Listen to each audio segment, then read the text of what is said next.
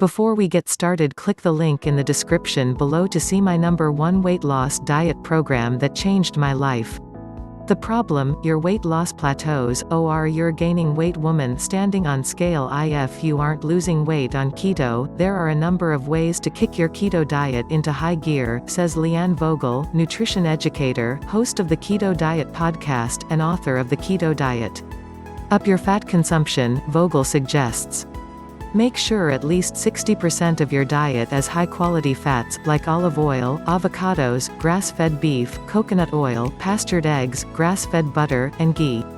In fact, most keto diets, including the Bulletproof diet, recommend upwards of 80% of your calories come from fat. Use coconut-derived MCT oil. MCT oil boosts ketone production in the body, explains Vogel.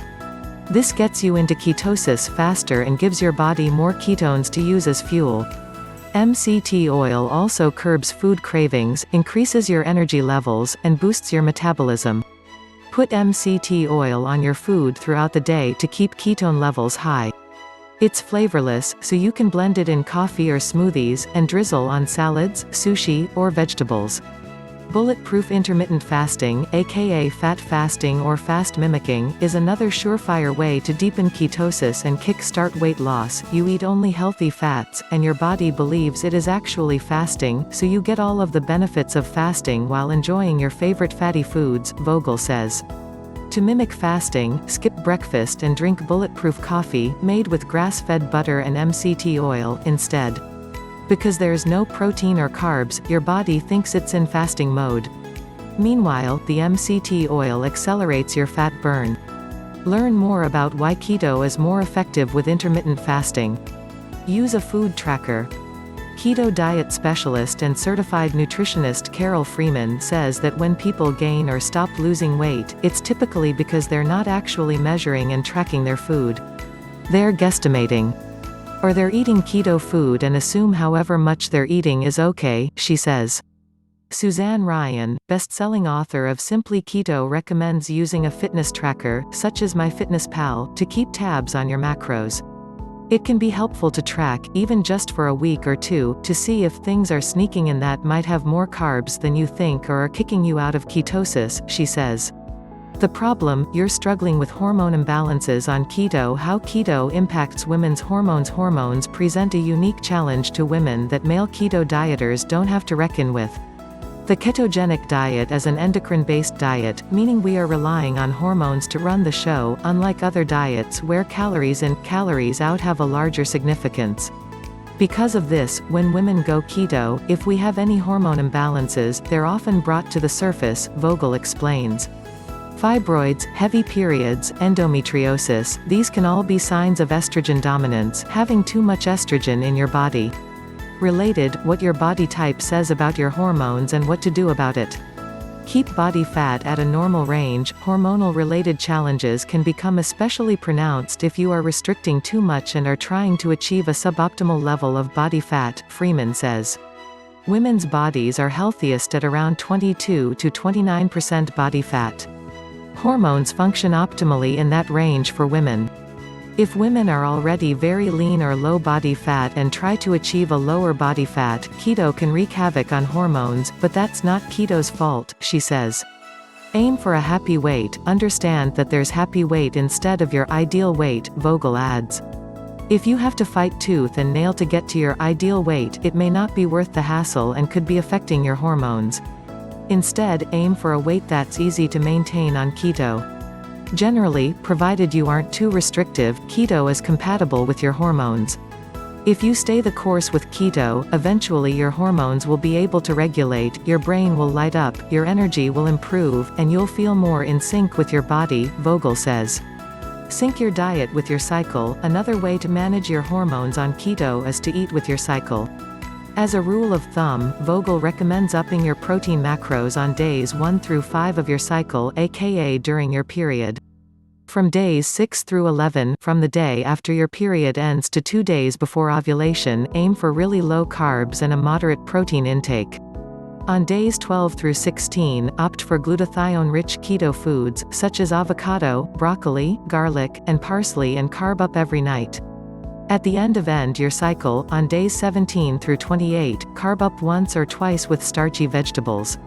Read more about cycle syncing here. Practice carb cycling, aka keto cycling, to keep your hormones in balance.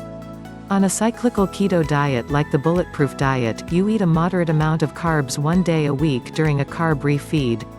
Cycling in and out of keto each week gives your body the carbs it needs to keep the endocrine system humming along happily. Here's how to start a keto cycling diet. More articles from Dave Asprey. 4 top antinutrients to avoid, and why. What to eat when you have autoimmune disease. What really causes heartburn? Why dirty keto is stalling your weight loss and what to do about it. The problem, you don't have enough energy to work out. Women doing push-ups at the gym. Yes, keto is a low-carb diet. However, it's possible that you're restricting your carbs too much. Experts say they see this especially with female clients. In addition to affecting your hormones, this could impact your exercise routine. Your body might not be getting what it needs for balance. Vogel says. Carb cycling, you may need to cycle carbs to get to a healthy level. Vogel suggests doing carb refeeds once or twice a week, which means taking most of the fat out of your evening meal and replacing it with paleo-friendly carbs. Think sweet potatoes, plantains, or cassava. Learn more about carb cycling here. The problem, emotional eating, is thwarting your keto efforts. Woman pouring snacks into her hand. Women are told we can do it all, so that means we feel like we have to do it all, Freeman says. The combination of this increased pressure and diminished sense of self-worth can send some women down the path of emotional eating, and off keto. Freeman points out that some women might not feel entitled to special treatment, so food often becomes one small indulgence we'll allow ourselves. Break bad snacking habits. To combat emotional eating, you need to break free of habit loops that are leading you astray, Freeman says. In prehistoric times food was scarce, so our brains would memorize how we got that food again. Now, we have food on every corner, but the brain still has the ability to memorize exactly how to get food. So if you fall into a pattern of every night after work sitting on the couch with a bag of chips in front of the TV or digging into ice cream every time you're upset, your brain goes into autopilot. The brain reinforces those habit loops. The first thing the brain does is release dopamine. That turns on cravings and desire, Freeman says. Soon, every time you sit on the couch, your instinct is to reach for a bag of chips, or every time you feel down, you automatically go to freezer. To break out of the cycle, you have to do something different. I recommend for clients things as simple as sitting in a different spot on the couch at night. Do something out of your routine, Freeman says. Research shows taking a short, brisk walk also helps eliminate cravings. Address emotional issues. Of course, you may also need to examine if there's something deeper going on emotionally that's holding you back. If you don't address these underlying emotional issues, you're just putting a band-aid on the cause, Ryan says. For me, it was important to work on my self-esteem. It's important to put yourself first and see yourself as a worthy investment when your self-worth is in question. Follow these strategies to help eliminate emotional eating. The problem, you keep cheating on keto. Woman eating a bacon cheeseburger that isn't keto-friendly. Change your mindset. Simply sticking to keto poses a hurdle for many women, one that can be overcome, in part, with a shift in mindset, says Ryan. I think especially for people who struggle with weight, it's easy to go into a new way of eating with a mindset that you have to do it because you have to lose weight. It feels like a punishment, she says. For me, it was helpful to shift from the mindset that there was something I couldn't eat to the mindset that I didn't want to eat those foods because of how my body would react to them. Freeman says she's seen the same thing in the people she's worked with. People get stuck in the deprivation mindset. They see everyone eating high-carb foods and think, poor me, I'm so deprived.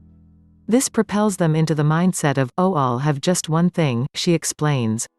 Instead, look at those people and think, I feel sorry for them because they're stuck in that trap and worsening their health.